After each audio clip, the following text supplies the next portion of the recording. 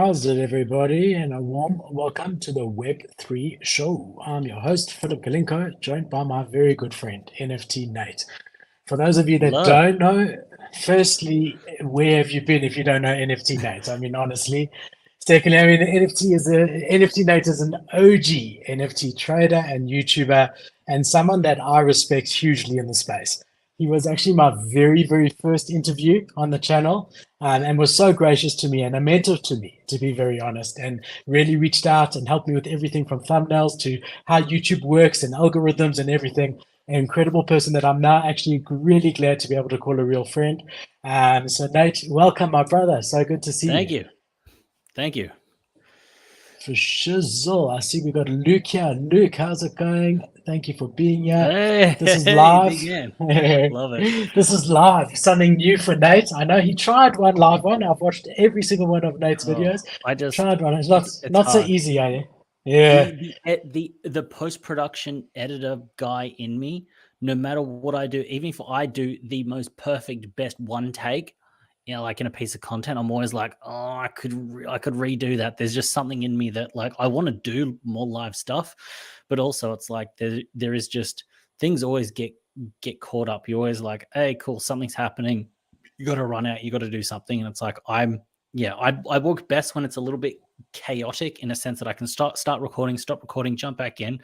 I would like to do more lives, but it's just there's something in me that just I always want to go back and retouch it up, which then means that I start to rethink about what I'm saying, what I'm doing, and I just get lost in the sauce. I think it's because you're used to it. You know, for me, from the beginning, mine were live, and I tried one edited, and it drove me absolutely mad. I actually haven't put it out because it's not perfect yet, and I Yeah. don't know if it will ever be like you're saying that perfect. So for me, Mm. this is natural to me, and for you, it's the other way. But I really appreciate you being here.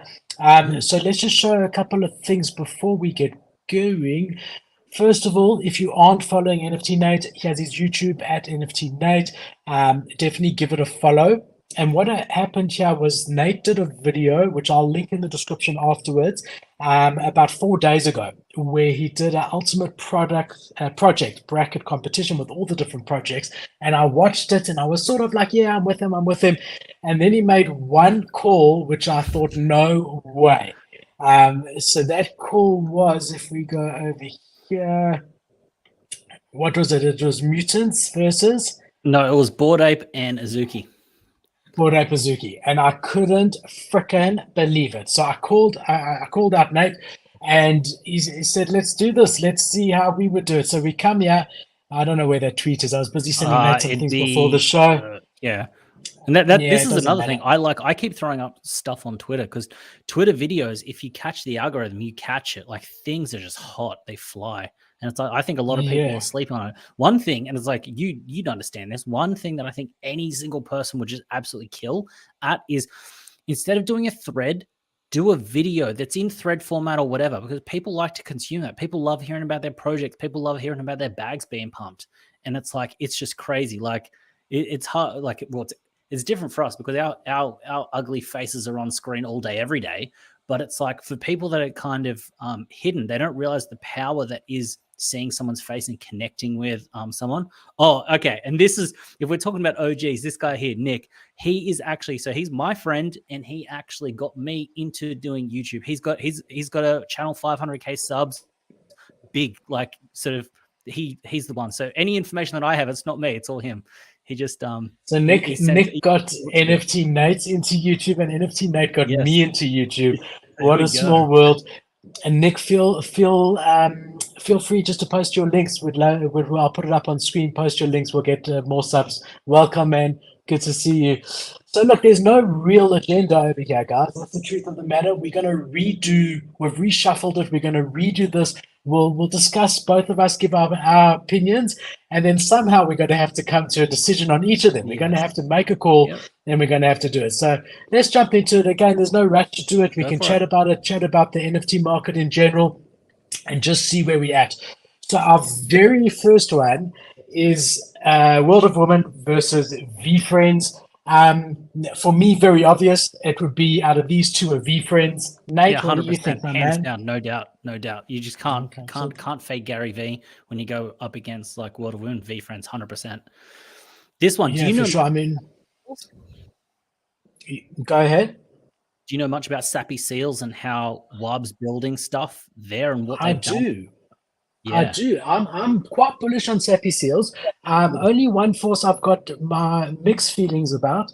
They were acquired in the last couple of months, and they pumped as a result of that. But at some stage they were also considered a rug. Whereas Sappy Seals, they've been building the whole time. I know they're yeah, busy with their game as well. Like yeah. Pixelverse, is that right? Is that Sappy Seals? I don't know if it's that, but I just know that I've seen Wab on Wab, however you want to pronounce it. I've seen him on Spaces, seen him everywhere. He's always pushing it. And I feel like there's something with NFT land, which is just if you're a founder that can take the piss out of yourself, not take yourself too seriously, apart from you, because that's just a different thing. People gravitate towards it, and we'll get into that later on. And that's why, like, the way that he is running it, it gets a community that doesn't take it seriously in that sense. They take it seriously because it's their bags, but not that seriously, which then makes it fun, which makes you want to be a part of it, which makes it a vibe. So, yeah, Sappy Seals, hands down.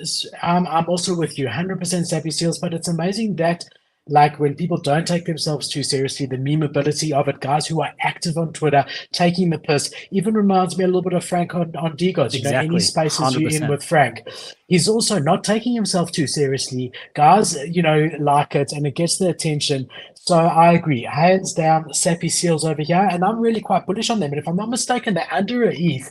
And in general, definitely one that I am excited about. I would Mm, just say at this point that none of this is financial advice. Neither Nate or I are financial advisors. This is just no. our opinions. You guys do We what you definitely need don't to. have loads of fat cash from all the financial advice. It's proper funny because everyone in the US sees this and they'll be like, those are fake bills. And I'm like, I'm in Australia. This isn't even real money. Like, I legitimately have like, it's so I've got some videos coming up. And when you speak about money, like, I'm trying to do like more physical things. Like, I've got a whiteboard. So I like to do drawing on things just to make it. And I actually did a thing on Blur bid farming, like literally just shot it. And I ended up writing out words and numbers and stuff in cash just because I felt like Yeah. that's a more tangible way than seeing graphics on a screen. So yeah, I not saw it and I financial love it. I advice. love We the definitely props. make a I love the bag. props. I have seen your money before in one of your other ones. I've got my favorite prop over here because I go live. When things get really bad, I could start Yeah, again. love it. Yeah. So that's my little prop there. But yeah, it makes it interesting. It's better than just having Mm. the normal stuff. So yeah, our next one over here, I'm going to try this now because then we're a bit bigger. I think that's better. What do you think? Do you like that? Yep. Yeah. Cool. I'm happy with this.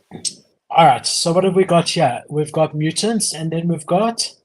Mechaverse, as if I don't that's know as why if is that Mechaverse even even here. this it's we don't know when the bracket was put together by he who shall not be named. I literally just went through to make it easy, and I just went to like all-time volume and started to just scrape things off that. Yeah. And that's why some of them have made it in there, which are like, what the hell is this even doing here? But yeah, Mecha, like Mutant Ape, like that wins, no doubt. But Mechaverse, that is a like that. And this is actually like all these, like every project we're going to speak about ends up having a story in a way that kind of benefits and pushes forward some sort of narrative, not like pumping bags, but it's like one thing. And this is what Nick actually said when Mechaverse started to get hype.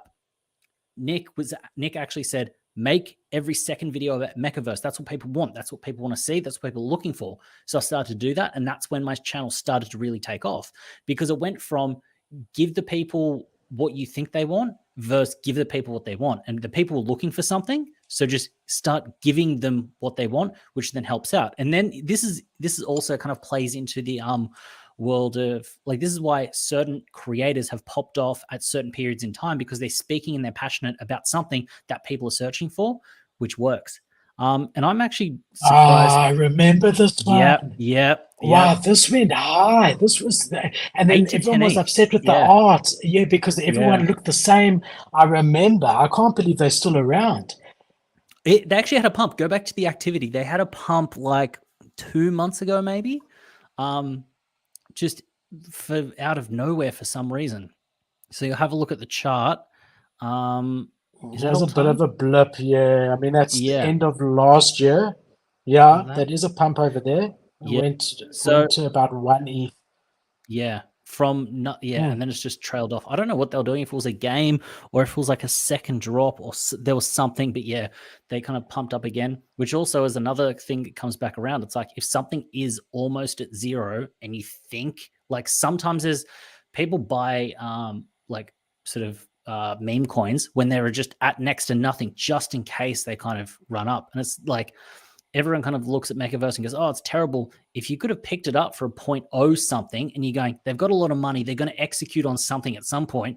Maybe there's going to be pump somewhere. Same thing like So we Pixelmon. saw that. Mix. I was just about to say we Yeah, saw that. We saw that with Pixelmon, and that one would have been a great call. You could have picked it up yeah, all day for yeah, point two, mm, and then they went. I mean, but people were. I mean, they made $70 million there. yeah, That was just. yeah, That was probably one of the nuts. highest grossing mints that there was, and then they gave copied Yeah, artwork that was so. I mean, that was like one of the biggest scandals in the NFT space. yeah. And the funny thing, I don't know if you saw in the new collection where they fixed the art, but they kept OG Kevin, which Oh, is so lovely. cool. Yeah, I want to see if I can find it over okay. here. But it's exactly what you said. That's why I started doing the pre-mint reviews, obviously all in the bull market, Mm, because you would maybe review 5 or 10, and of that, 1 or 2 would really pop. And I already had a video that was a month old exactly. that already had Yeah, all the tags, and no one else was doing it. Everyone was playing catch up. They were going to do the video tomorrow or the next day. yeah, Mine was already there because I'd done a pre-mint review on them. mm, yeah, 100%. So here we go. Here's your new art for Pixelmon.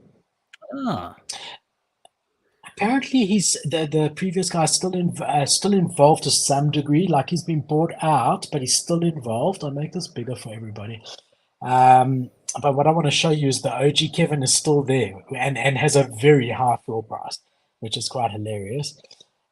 So let's see here. I think if we go to species, just they've got a lot over here. Let's search. We'll search for Kevin. There we go. OG okay, Kevin. yeah. He's Oh, love. still there. His floor price is 4 ETH compared to the Oh, collection floor of oh, I love it. 0.775. Yeah, How cool. nuts, I mean, I nuts. think that pretty much sums up everything that we love about the NFT space. Yeah, The fact that 100%. this guy has got a 4 ETH floor, I mean, it's Yeah. hilarious. All right, so let's have a look where we were on our thing Yeah, here. so So Mutant Ape, mutants yeah, and mutants. mechaverse, that's a really easy decision, and we're both saying mutants. All right, so we've got killer bears and we've got Karafuru. Karafuru. Is that right? Yep. So I haven't been keeping up much with either of these two. I just hear more killer bears than I Like do that's the thing. Karafuru. I hear more killer bears for the, and this is like there's going to be killer bears fans out there like, what do you mean? Why are you fading the killer bears? I feel like when Karafuru was around, they were doing. I know they were doing events. They were doing some things to really build up the community, and like there was. I feel like the difference between Karafuru and Killer Bears is that Karafuru did the typical NFT run where people got excited and then it faded and dropped off. Whereas I feel like Killer Bears have just been kind of building something up. Yeah. So I think for the way that I would look at it is Killer Bears looks like it would be the smarter play right now. But in terms of PFP, I would rather have a Karafuru one because that just doesn't vibe with me. Like I feel like I feel like I've got an affinity with people like Karafuru holders, if that makes sense. I don't Yeah. know any Killer Bears holders, but I know Karafuru holders. That's why I kind of lean towards it. It's like, yeah, that's just the way that I kind of think about it. So look, I mean, if you think about it, you had Karafuru that launched February 2022, which was pretty much still a bull market. February was the last month of a bull market. So they had that going for them. And that's why they had that run up. I think they went to 2 or 3 Ethereum.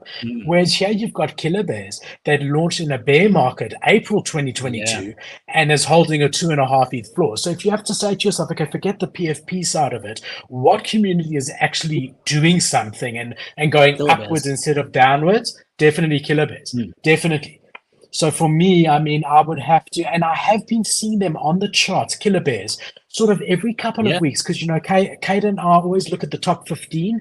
You'll see killer bears every couple of weeks. Karafuru, I have not seen or heard of No, for it'd be 6 months to a year. So exactly. for me, Yeah. it's hand All right, down go to killer Killer bears. Bears.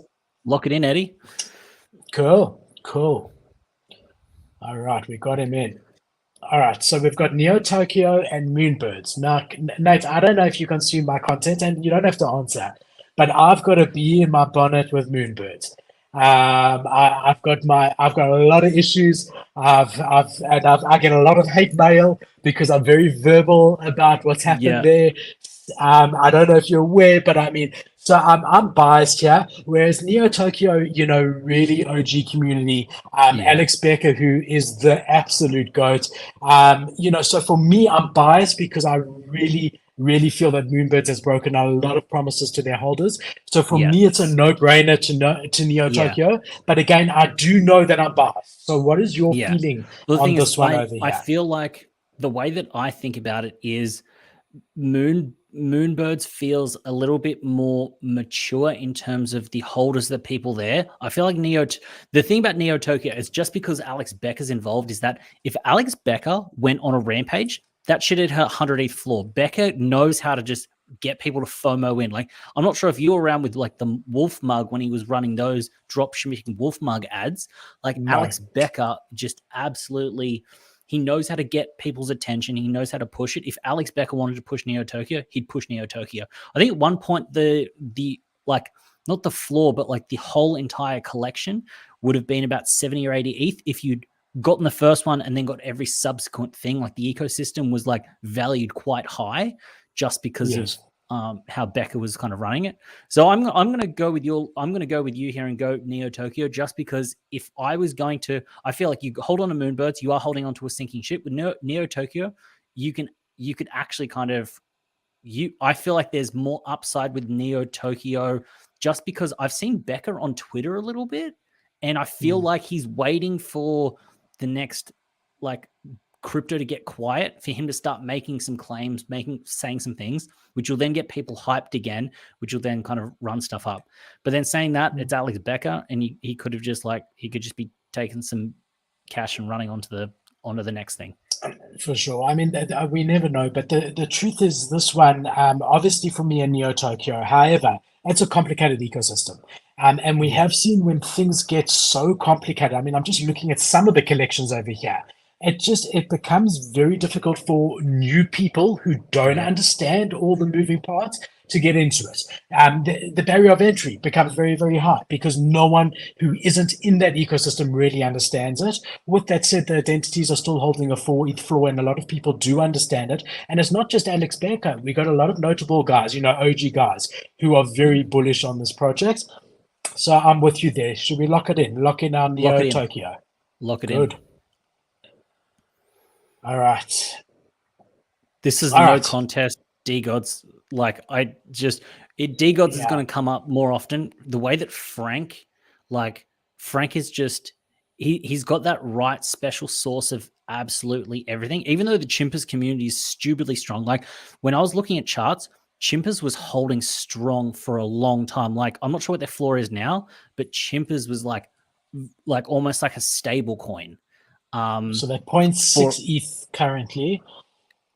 So if you go to it's a pity that it's the two of them because hands down it is D-Gods, but Chimpers, in a way I would love to do this sort of looking at projects under 1 ETH. So put a Chimpers against a Lazy Lions, a Subducks, and things like that, and then have a sort of a D-Gods, Doodles, CloneX, Mutants, that sort of thing, because it's not really fair to put a D-Gods against a Chimpers. But yeah, I mean, let's have a look at the activity here. They have been holding.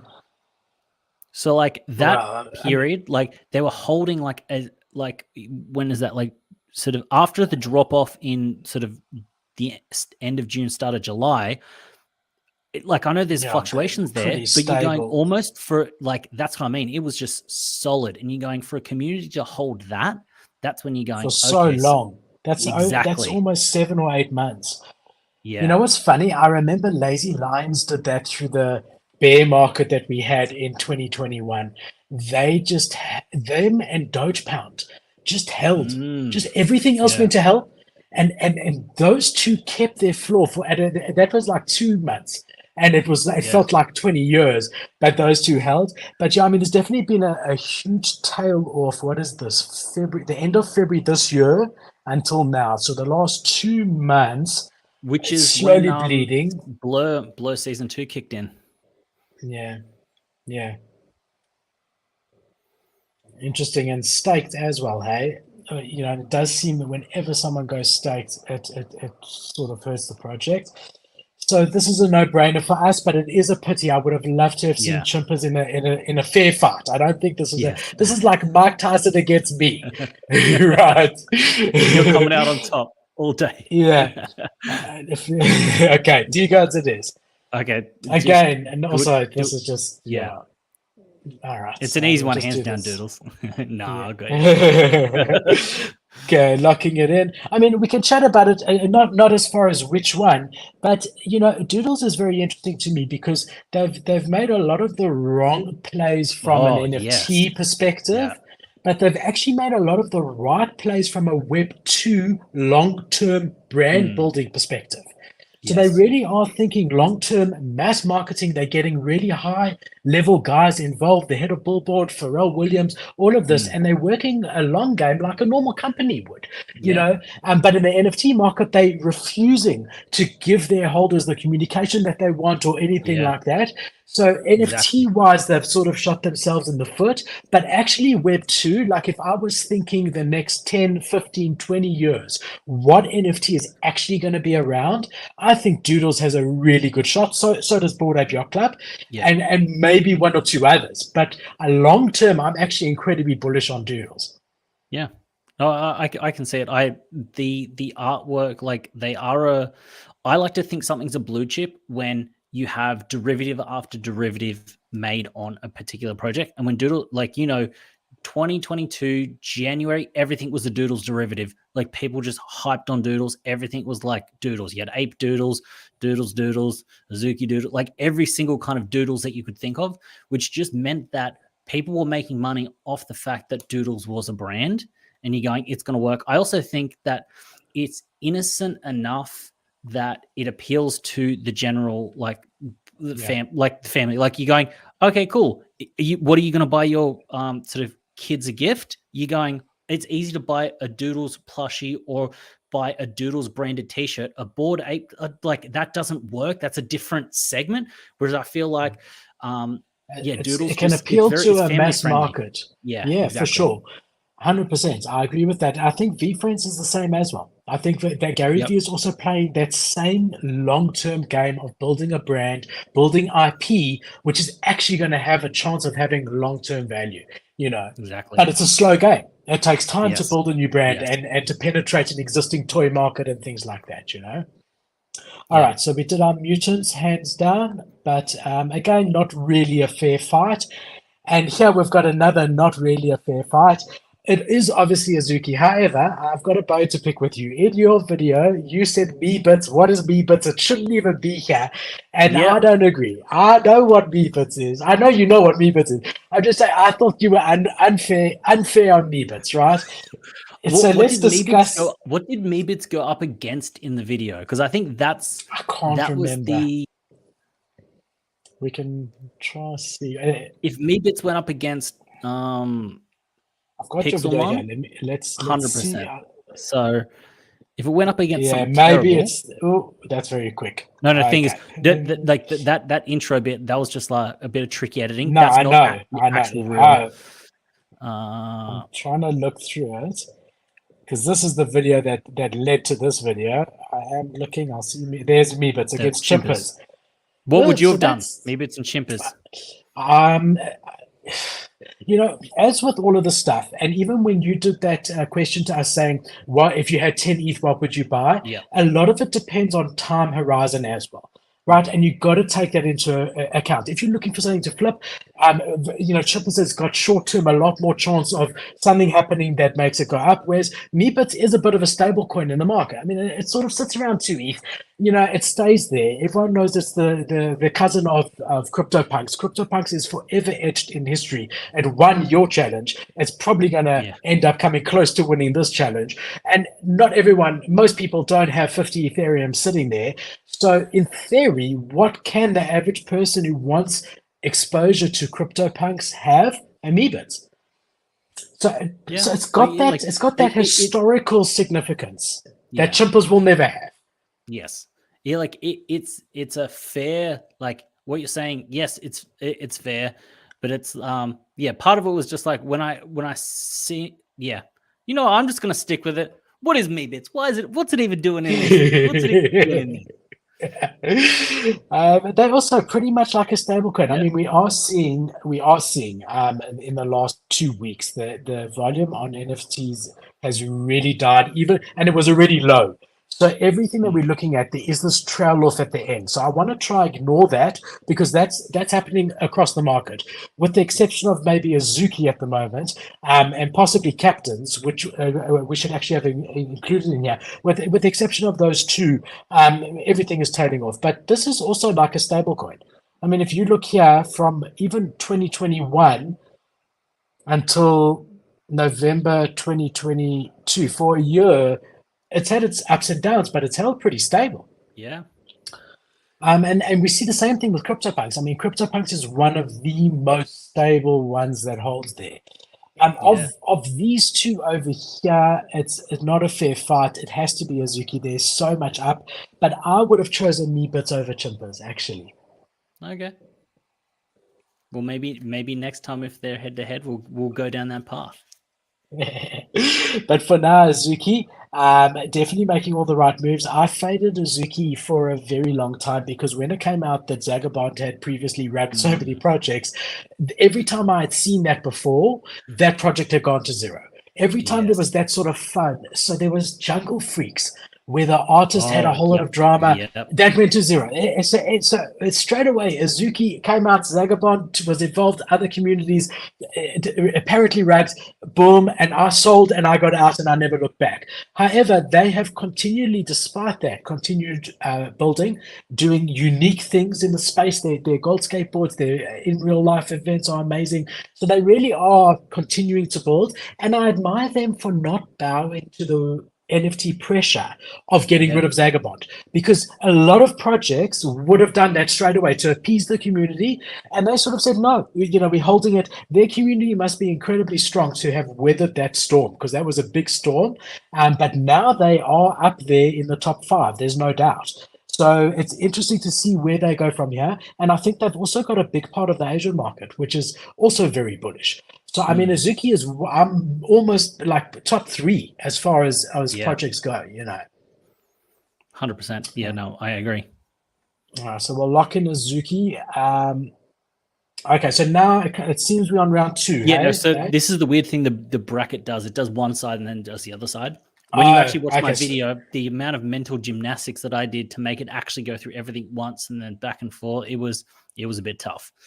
Yeah, okay, so just to explain to the viewers, we are doing the left side first. So we've voted round 1 on all the lefts, and now we're going into round 2 on all the lefts, and then we're going to move to the right, and then we'll have the proper showdown.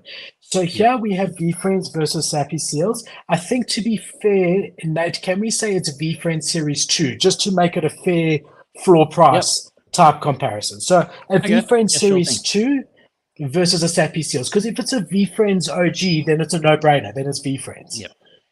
I'm leaning towards, like, I know that Gary V is always going to work. He's always going to try to build up the brand with VFriends, etc. But I feel like with Sappy Seals, it feels a little bit more. NFT. It feels a little bit more degen. It feels a little bit more. If you jumped in that server, you can talk about something that's happening and people are going to understand it. I feel like with VFriends, give it 20 years and it might be bigger, but I feel like it's going to be more diluted and it's not going to have that that kind of sense of community, that sense of vibe, that sense of fun that is NFTs. Because one of the reasons that we like NFTs, and then we're not trading meme coins, well, we kind of are, I guess, but the reason we're not doing that is because you see a JPEG, you then see it as a PFP, you vibe with someone, you connect. Like, there's so many times that you connect with someone and you're like, oh, hey, I didn't realize you hold that NFT. That's dope. And then you're friends with them instantly.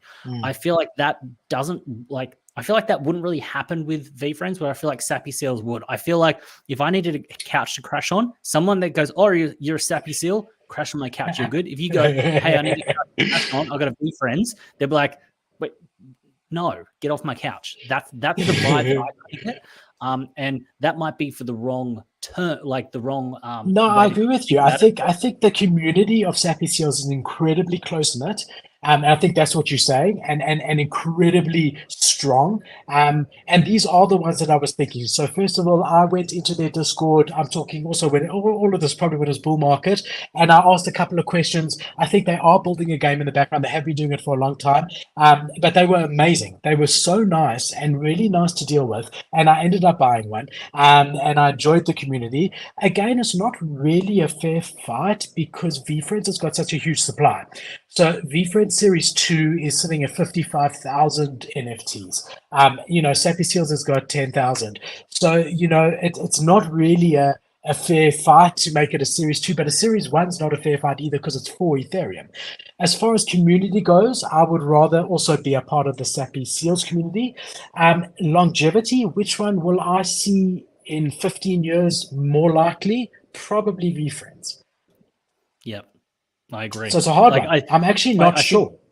I think this is what makes these competitions hard is that are you going flip? Are you going value? Are you going the way that you like? Yeah, it's very hard. The way it makes you feel. Yeah, because there's a difference between there's a difference between buying something because you want it to have generational wealth value, and there's buying something just because you like hang out. You just like hanging out with a bunch of people, and you think the utility in that is worth more than the flip that it could be, or the potential gains down the line. Because if you're just caring straight about money, then you might be buying an index fund. Yeah, exactly. And I do think VFriends is building more Web 2 related brand that's going to have longevity. I mean, if you look at VFriends Series 1, it's a 2.5 ETH floor. It's a 10,000 collection. Sappy Seals is a 0.64. I mean, that's actually a better comparison than VFriends Series 2. If it's VFriends Series 1, hands down for me, VFriends. Series 2, it would be Sappy Seals. So I'm going to let you call it, Nate. Which of the two should we do? Because it depends which VFriends it is. I'd rather have a VFriends. Okay, I'm going Sappy Seals. Like this is another thing. The show has to end. If we go Sappy Seals. Go Sappy Seals. I'll touch back on if we go with Sappy. I'll make it real quick. The thing with Sappy is that if I had a VFriends PFP and I DM Gary V, he might DM back whatever. If I've got a Sappy thing and I hit up the founder Wab and go, hey, I think you're going to get through and you're going to get that connection. That's why I kind of like it. Like if you're talking about access, but this is the hard thing. If you're going VFriends Series 1, then you can get that access with it. But I feel like with Sappy Seals, if I throw that as a PFP, I'm going to get much more attention, much more access to things that I want when it comes to NFT land, especially in a bear market when it just sucks. Sappy, lock it in. Yeah, so Sappy, you're doing for community. VFriends for me, in 15, 20 years, like we said about Doodles, they are still going to be around and they are going to have historical significance that I do not think Sappy Seals will have. Because there's always been those type of Sappy Seal projects. Lazy Lion, Subducks with Frankie was that sort of cult-like community that was so close-knit. And when it falls, it's gone forever. As far as guys pumping money and building long-term things, you've got VFriends in every single toy store. I mean, I think we have to do a VFriends. I think we have to. Oh, do it. Go for it. Okay. Next time we're not sure, we're going to go with yours. Okay, but I can't. All right. Again, for me, simple mutants because it's not a fair fight, really. Simple, easy. Okay, we're going to lock that one in. D-Gods with Frank. Interesting. The reason if Becca didn't shut up and was going hard on NFTs the entire time NFTs crypto had his face out there doing it, I'd go Neo Tokyo without a doubt, because I feel like Becca's got that.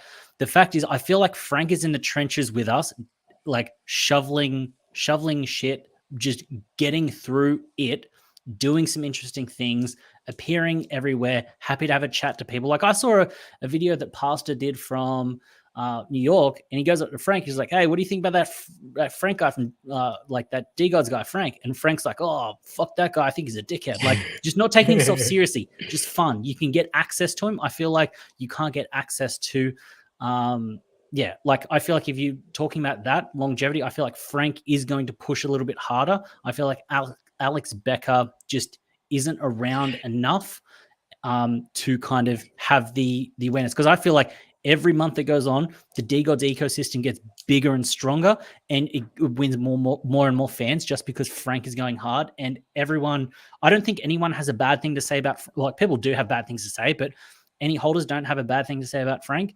I don't hear people speaking about Neo Tokyo and Alex Becker enough. Look, I agree with you completely. I think that Frank is hungry.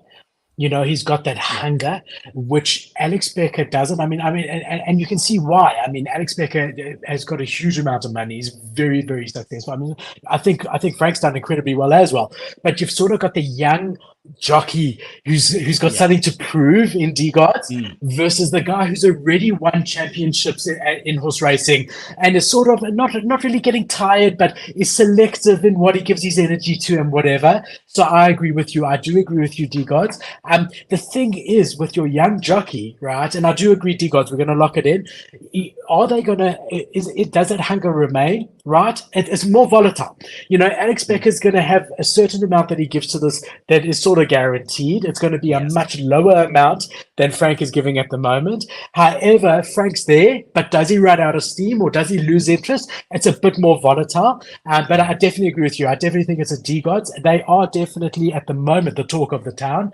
He's made incredible gambles in moving to Polygon on the Ute side, you know, leaving Solana where they were the kings. You know, they always say in business, would you rather have 100% of something small or 1% of something massive?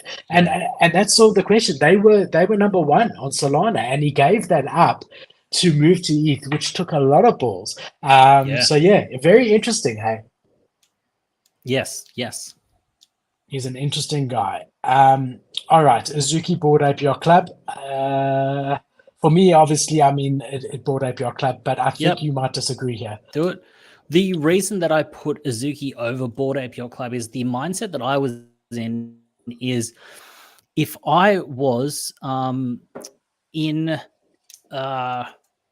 if I was hanging out with a bunch of apes, there's a certain vibe and a certain culture that it would be.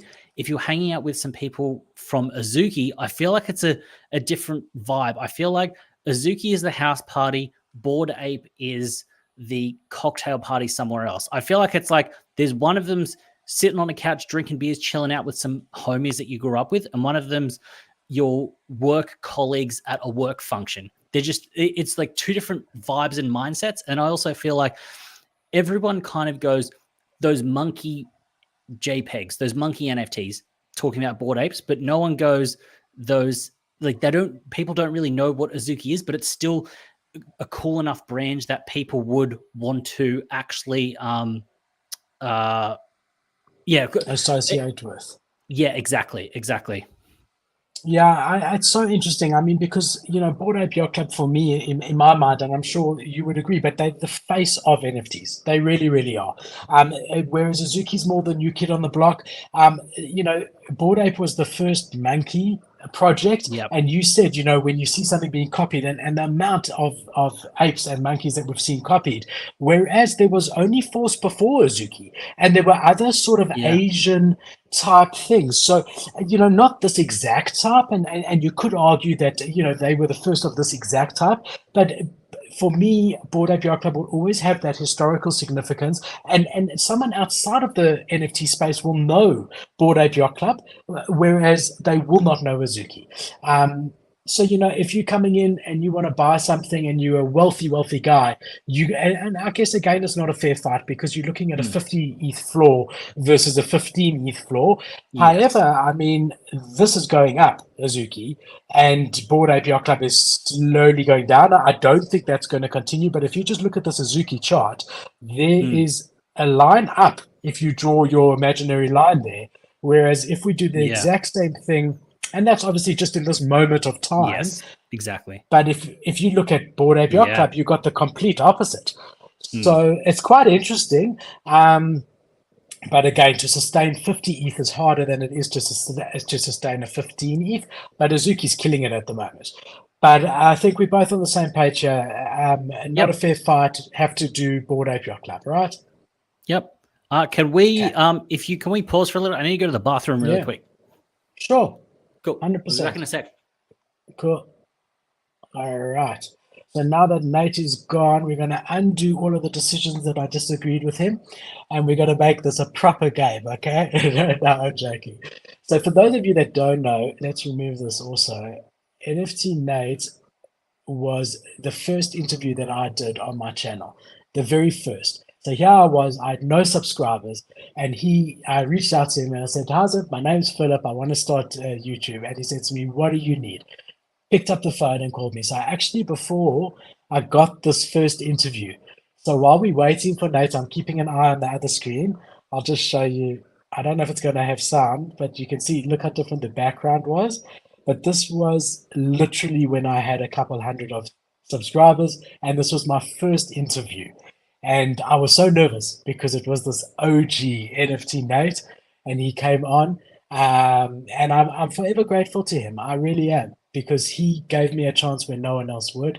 And it just shows, it's more important to be kind than anything else, because anytime someone says anything about Nate, it's positive, because he's like this consistently to everyone. He embraces new people, he's there to pass it forward, and not many people do that.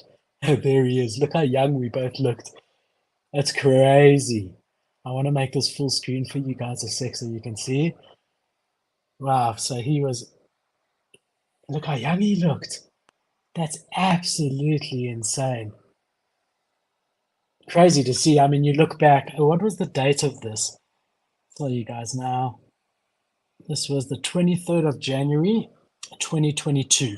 And I started my YouTube on the end of December 2021. So let's call it the 1st of January. So not even 3 weeks in. Here I was, I think I must have had 100 subscribers, guys. And Nate must have had 5,000. And he was like, "Let's do it, mate. Let's do a show." So I really am. I'm forever grateful to the guy. We've stayed in touch ever since. We DM all the time. I think if there was more of a bull market going on here, him and I would be doing a lot more together. But just crazy to look back. I want to keep this up until he comes, because I want to show him I look pretty much the same.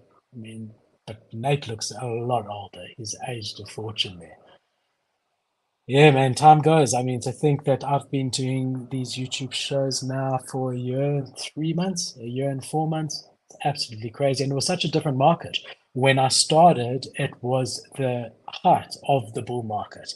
It was absolutely pumping. I remember, I mean, even with 100 subscribers, I would post a video. The first video I did with Kate got 1,000 views. It was absolutely crazy. And then it just slowly tapered off from that time. It never ever got back there. Hopefully, it still will. We'll ask Nate if he thinks it will. But yeah, I mean, it really just went down from there. The market just slowly continued bleeding. But really interesting to look back at something like this. So that's that. I see Nate's coming. I want to add him to stream. Give him a chance. So check, Nate. This was our first interview, man, that we There we did go. January. That's our first interview, January 2022. Lovely. That's a year and I 4 don't know how many months months. ish. Lovely. Look how It's young like you look. 30 years in NFT land. Yeah, exactly. Nate has now gone completely grey. Crazy, man. I just wanted to show the viewers that I was saying how you were so incredible when we started. Alrighty. So we are now. Have we done this? No, we haven't. V friends, mutants. I think Mutants. this is interesting. This is interesting because as Hmm. it stands now, mutants long term are still maybe mutants as well. What do you think? Yeah, good mutants. It's that same kind of vibe where the V friends will end up being the big name thing, like sort of years and years to come.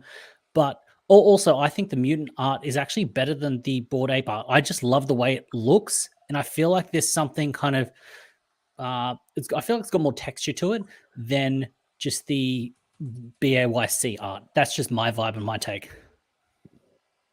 I prefer BAYC artwork. I do think that mutants are interesting, but I mean, all of the ones with this droopy face, I really, really, really don't like these Yes, no, faces. I I agree. love, I know what you mean.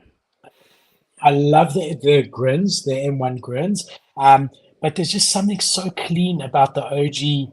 Let's go to the apes here. About the OG apes. Um, I mean, that grin over there. That's cool. That's actually a really cool one. Let's make him a bit bigger.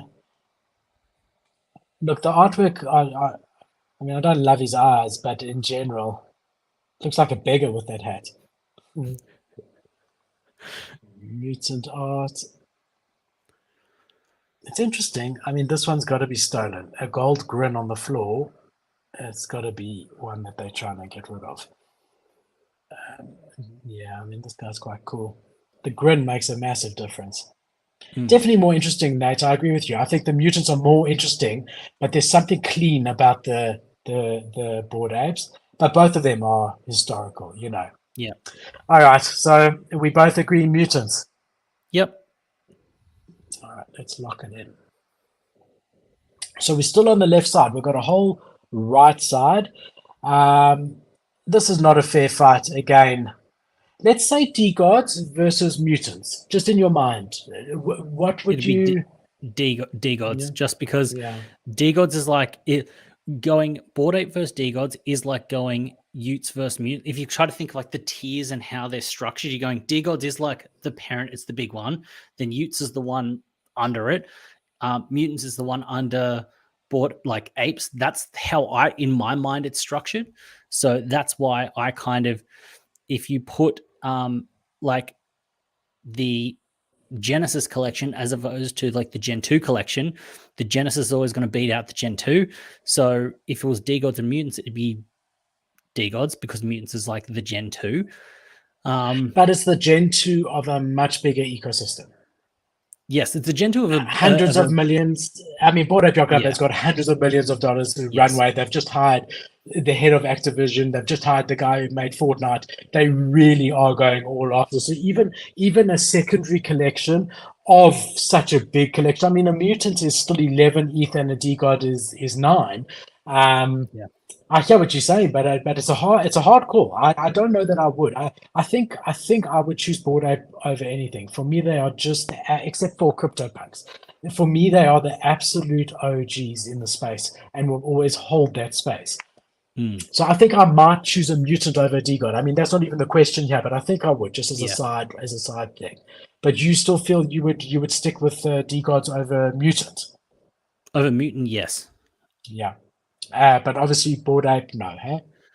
No, I think Bored Ape's going to take it. I feel like if we were a year down the line and seeing what Frank did coming over to Ethereum and see what happens there, then you could be fine. Then you could see what he's doing, how things work, etc. And like, but I feel like at the moment it's just too soon of a thing that's come over that's happened because give it a year in the Ethereum world, then you can actually kind of then it's fair because everyone would have been Yeah. like, "What's DGod's going to do when it's going to come over?" There was no comparison. It's very hard to compare one chain to another. Now you've got both of them on a chain. You can really see what if DGods gains ground, moves, promotes, works hard, then you could be like, okay, they are building, they're going hard. Like, or was it all off the back of, hey, we're doing something that no one's ever done before, we're bridging over, and then people go, that wasn't enough. You're not doing enough here, and then Frank drops the ball and moves on. So I feel Yeah. like you need more Can they time to actually retain the spotlight exactly, long term? exactly We need to see, and that we don't know yet. 100%. correct. I agree with that. 100%. All right. So Bored Ape, we're locking it in. All right, so now, I mean, this is rigged. It's completely rigged. Yeah, There's no question. Art side, you've said you prefer I do. Newton, Outside prefer. but art side, but everything else, there's obviously this is just no question whatsoever. Do you want something with 50 ETH versus 10 If ETH you had in the same if they were ecosystem? if you had them both at the same price, so you just say they were both at the same floor price, Yeah. then I'd pick a mutant over a board ape. That's what I'd do, just because I So like the if art. I like mutants that. were part of Board A, like if they were the Genesis, if they were Yeah, versions of the 100%. Genesis, That's what you would I would rather take. have. Yeah, 100%. Interesting. I'm not sure. I mean, I don't know. I really and truly don't know. But this is definitely, both of them are grins. This is definitely a lot more interesting than this guy. But he's clean, you know. But yeah, it's interesting. Interesting. But Board Ape is where we are at. All right, so now we are starting the left-hand side, or everyone who's watching is probably their right-hand side. So we're starting the other side from the beginning. We got Goblin Town. I mean, they were the first, they started a whole meta of Mm, free to mint. They came out at a time where everyone was being doxxed. They were undoxxed. They managed to captivate people. They had no Discord. That had never happened before. They started a whole meta of projects launching with just Twitter. Before Goblin Town, that had never ever happened before. And then you also had that same sort of Bored Ape Yacht Club feeling where everyone was making goblin noises, which you used to have in Bored Ape Yacht mm, Club, where everyone was making ape noises. They were the talk of the town for so long. yeah, And it's exactly what you were saying now about DeGods, about longevity. It takes time to see. And unfortunately, Goblin Town has fallen from grace as it stands now. And we've got the complete opposite with Pudgy Penguins. We had them at the bottom. They were then taken over by Luca, and he's really come in and done amazing things. He's invested in it. He's also in the trenches, like a Frank. He's on spaces. He's involved. He's got his finger on the pulse of NFTs in the community. So, it's a clear answer, but it's a very interesting question, right? yep. Yeah, so Because if I'm going Pudgy, just because yeah, of course. if you're looking at, like, I don't think Goblin Town can come back from where it will. I don't care what you say or do, it'd be very hard for them to come back. And people would have said that about Pudgy before Pudgy's actually came Yes, back, but right now Pudgy's, yes. it's like Pudgy's are a vibe, and I feel like they've got everything going for them. And the funny thing is, if we had done this exact thing a year ago, the reasons would have been the same, but it would have been exactly the Yep, opposite. Like it exactly. would have been hands down Goblin, and Pudgies are never coming back. And now a year later, it's the complete opposite. So look, yeah, we got Goblin sitting at 0.36. They went as high as 10 ETH, guys. I want to see what Truth is sitting at. I know they had quite a lot of FUD with them changing there was something recently they took them off chain in order to change the contract so that they could Yeah. enforce royalties. And Yep. it just Yep. Yep. highlighted the fact that, even though you own the NFT, you don't really own it. Illuminati, but there's another one. There's their OG collection. What's it called, mate? So I know what you're talking about, but I can't remember it Truth off the top of my also head. can't, because that was the one that used to be at like a 20 ETH floor, and there's only 100 of them. Um, you know what? I'll keep thinking about it. Let's see if it comes up here. Otherwise, we'll carry on. But I do want to see the floor price of where it's at. Obviously, it's a no-brainer. It's a no-brainer what we're choosing here. But it's a pity because Goblins really, really captivated the market for so long. Collective wallet, collectives. Nah, that's not it. All right, forget about it. Let's go back here. Patches, yeah, doing incredible stuff. I mean, still, guys were still saying at 5, 6 ETH recently, buy, buy, buy. They're now sitting at 3.5. With that said, we do have to keep in mind that Ethereum is just under 2,000, whereas it was about 1,200. So it's sort of almost the same Mm, in US dollar yep. values. But they've also, very similar to VFriends, have launched a lot of interesting partnerships for IP and toys and things like that, and do appeal to the whole family longevity wise. There's actually very few, so it's not even against Goblin Town. I can't think of very many here that you wouldn't choose Pudgies. Obviously Azuki, those sort of ones. But other than that, it's a clear Pudgies. Renga, All right, Renga and Hape. all right. This is the battle of the 27th place. I mean, what is Hype even sitting at the moment? At a 0.3, at the moment, there's Okay. speculation. It was down to like a 0.2 or whatever. There's speculation that Diesel, the company, is going to Yeah. acquire it. So there's kind of people are speculating on that, and that's why that's why it's running, because people think that if Diesel come in, buy it, they're going to sweep the floor a little bit to then jack the price up and whatever. That's what we saw with only one force had that pump because they were purchased. Do you think that is there proper sort of merit to that, or do you think that that's just I think so, because they've got there was the Diesel Hape drop, the collaboration, sorry. There was that. So there is merit to it. And I guess it just depends. Like, I don't know what an acquisition actually kind of means for a brand that has money, why they're doing it. I don't think we've seen it enough for it to know what it means for their bottom line, what they do longer term. Like, we just haven't seen it enough. It makes sense that if you're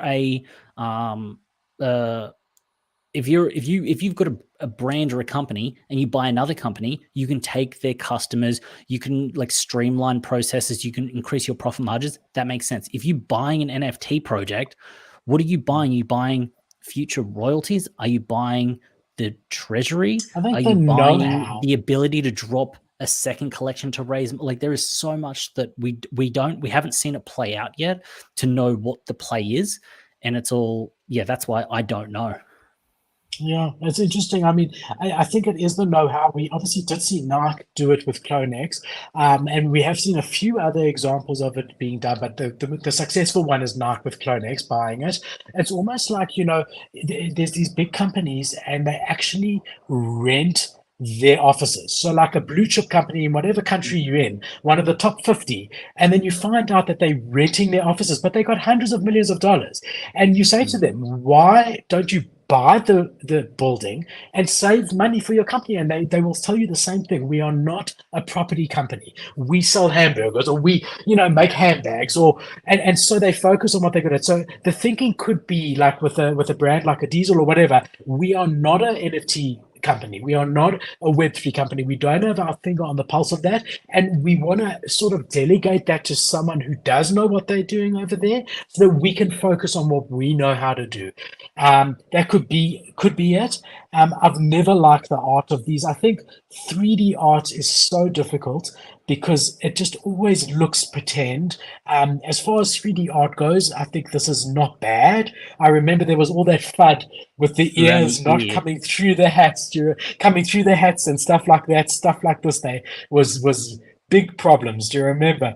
But I mean, I know this collection has a very close part in your life, right? I know that you've got a very soft spot for Hype. Yes, but I'm going to take Renga just because they've got the black boxes. They've got this. I feel like it's just got a little bit more to what they are. They're a little bit more multi-dimensional, whereas I feel like Hype is just like they've had their time. They've had their time, and that's it. For sure. I mean, for me, I was also going to go with the Renga for sure. My reasoning is because of, I think the PFP meta is going to really struggle unless it's a Bored Ape or something to that extent going forward. Whereas I think the art meta, which is what Renga is, a dirty robot, is well known in the space. I think that that's a better use case for NFTs in a way, and art NFTs have got more longevity long term than PFPs do in general. So I agree with you completely that it's Renga, but that would have been my reasoning. Is I would rather have exposure to like forget Hype Story and all the rest of it. Would you rather have a half a ETH PFP or a half a ETH art project by a well-known artist? I think long term, I would rather hold the art side of it. Yeah, that's good reasoning. Okay, so we'll choose Renga. We both agree. I think yours was the same. Yours came up the same. Yeah, The same as this. Imaginary and Degen Tunes. So this was an So obvious one. I mean, the collaboration with Hugo Boss. Here's another example of Imaginary One and Hugo Boss have collaborated together and are still doing stuff together, which is, someone, again, a Hugo Boss is huge and they've chosen Imaginary One. For me, it's a no-brainer, Imaginary Ones, yep, and I think that they're going to do a lot of stuff going forward with Hugo because of that. yep.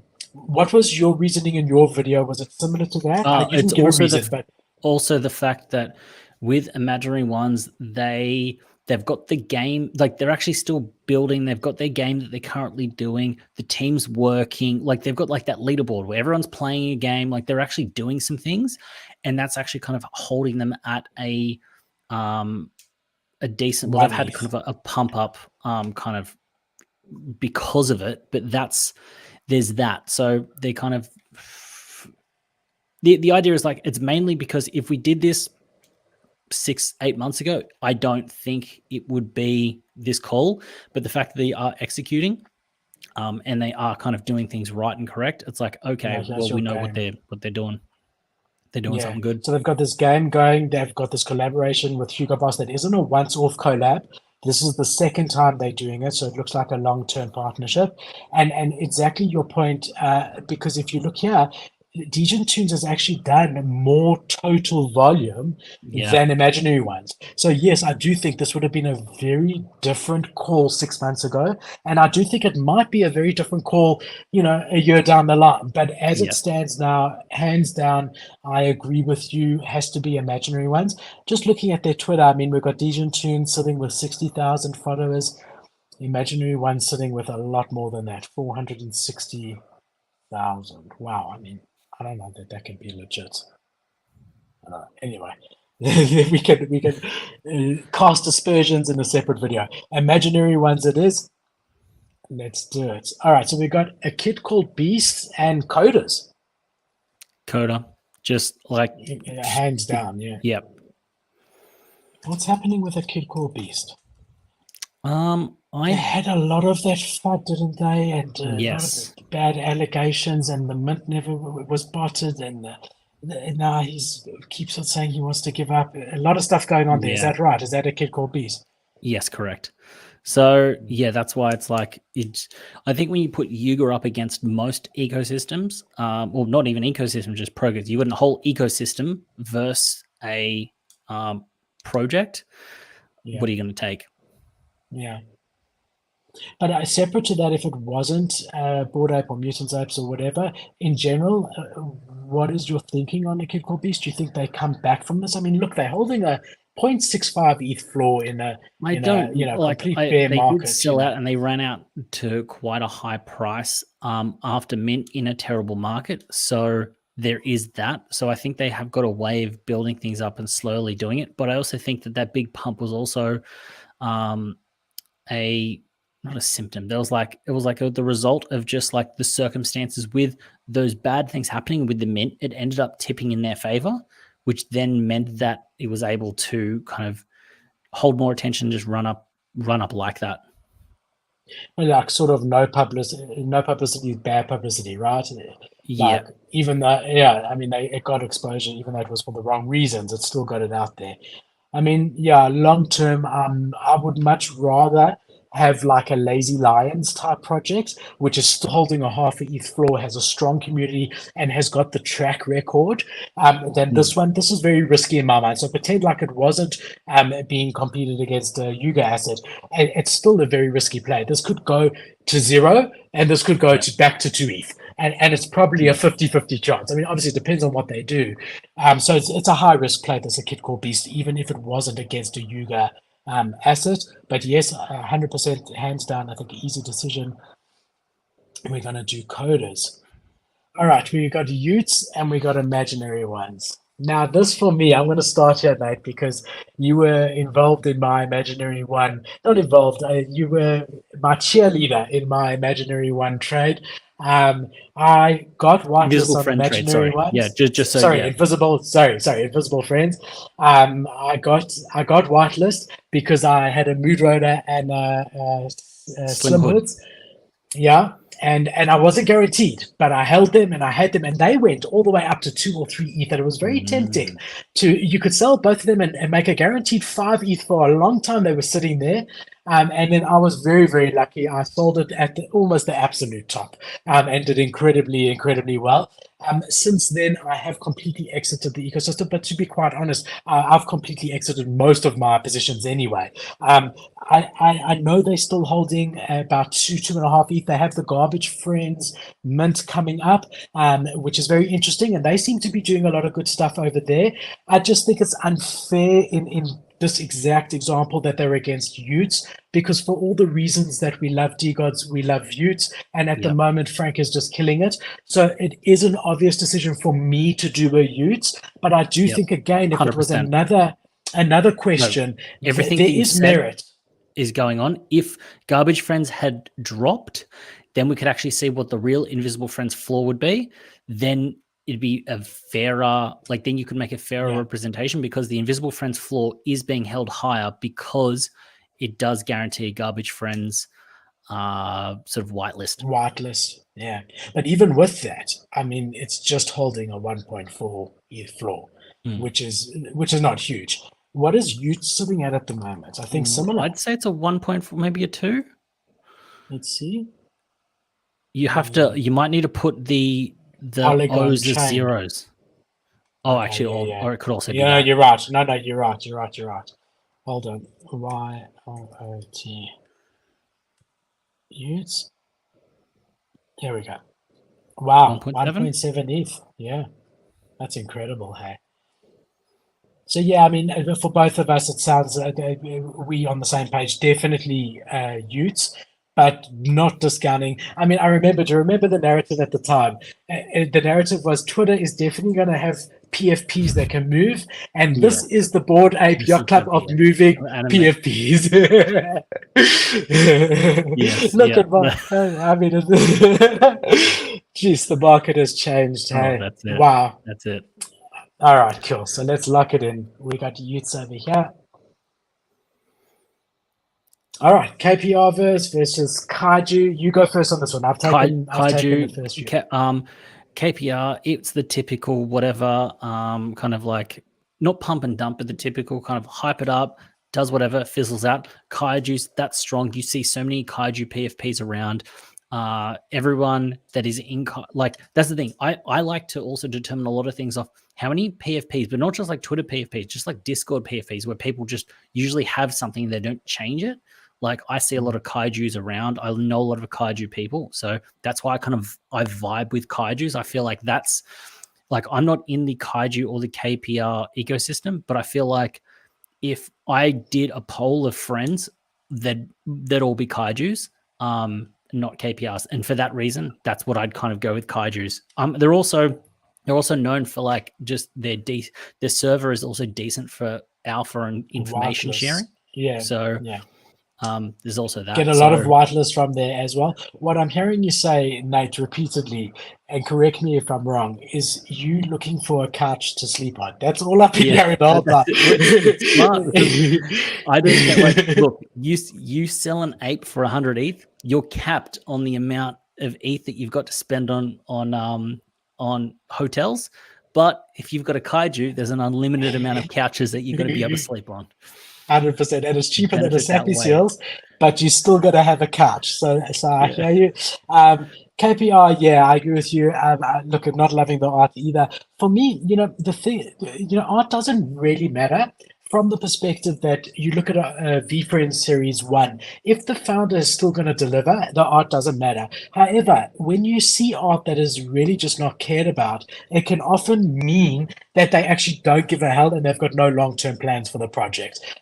So even though art is not the be-all and end-all, if it's a good ecosystem, it could be a picture of a ticket to get into that ecosystem, and you'd be happy to have it. Yeah. Whereas, when you're looking at a project, and this really looks like zero effort. I mean, a FIFO artist, it really doesn't look great. I do not believe this project will be around in 6 months' time.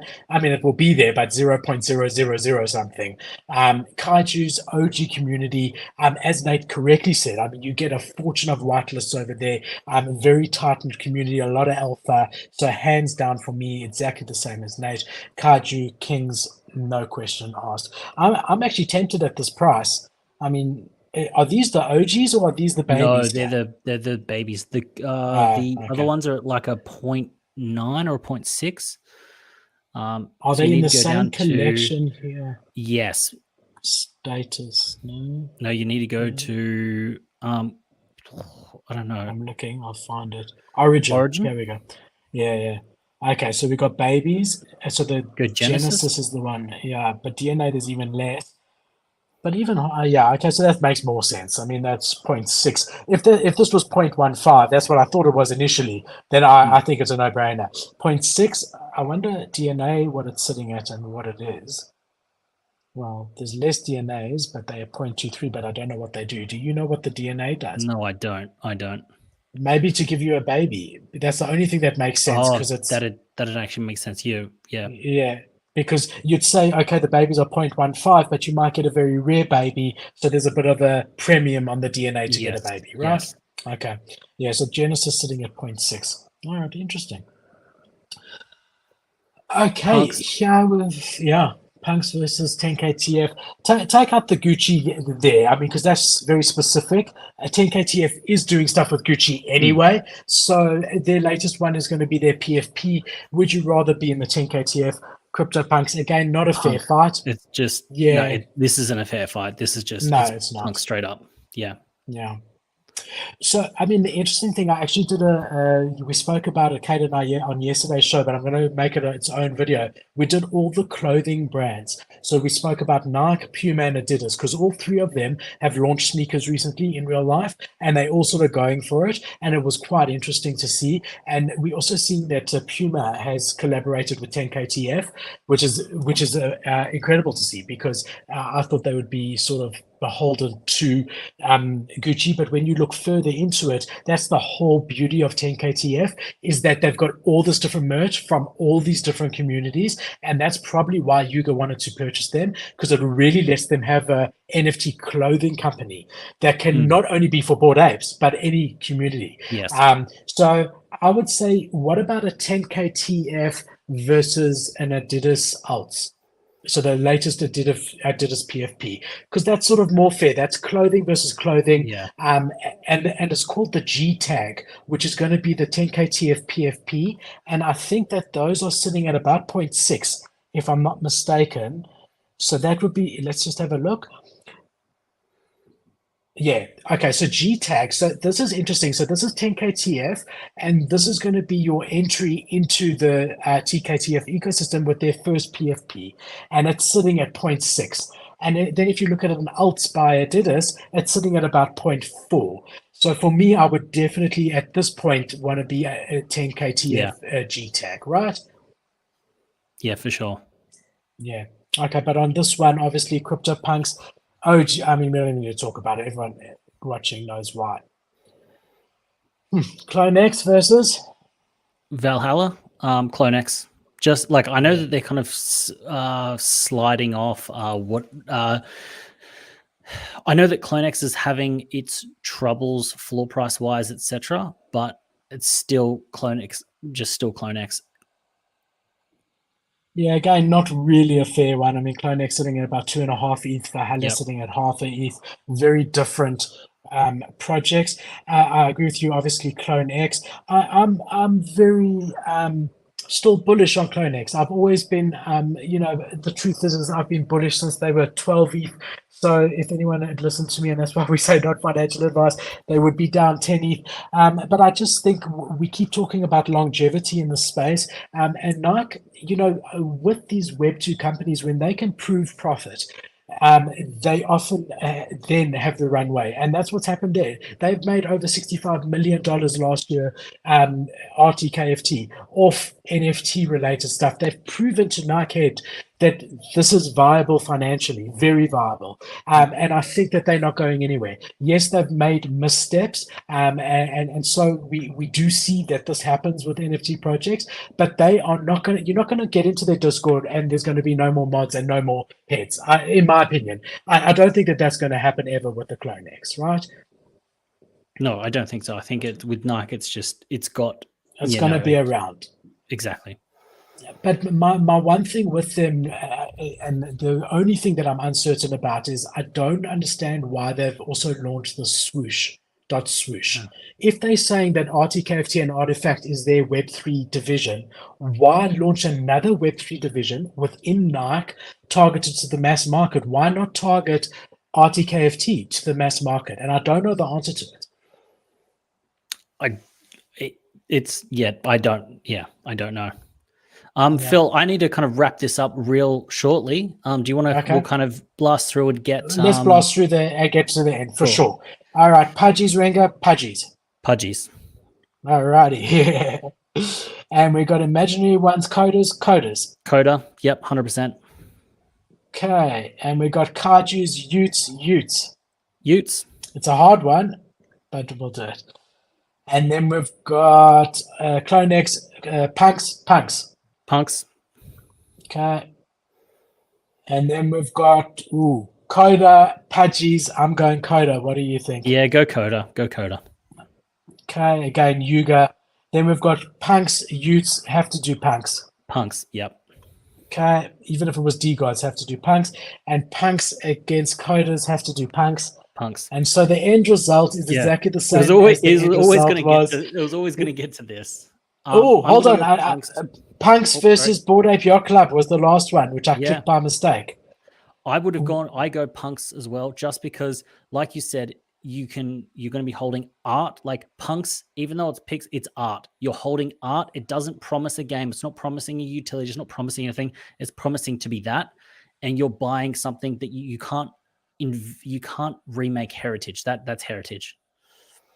It's a hard one. I mean, Yuga, the best NFT out there, Bored Ape Yacht Club, where you will still get utility and value out of it. I don't know if I would have chosen Punks, but I'm not going to keep you. My friend, I love you. Thank you for coming. It's so good to see you. We'll do this again soon. Awesome. Thank you. Bye. All right, guys, that wraps it up. Shame Nate had to go. Not sure what happened, but great guy. Thank you, Nate, for coming. Thank you to everyone for watching. If you haven't already, like and subscribe, and we will see you on Friday, Kate and I, for a Freestyle Friday, where we go through all the market news of the week, what's trending, and just chat live and alpha. Thank you, everybody. Keep well. Ciao.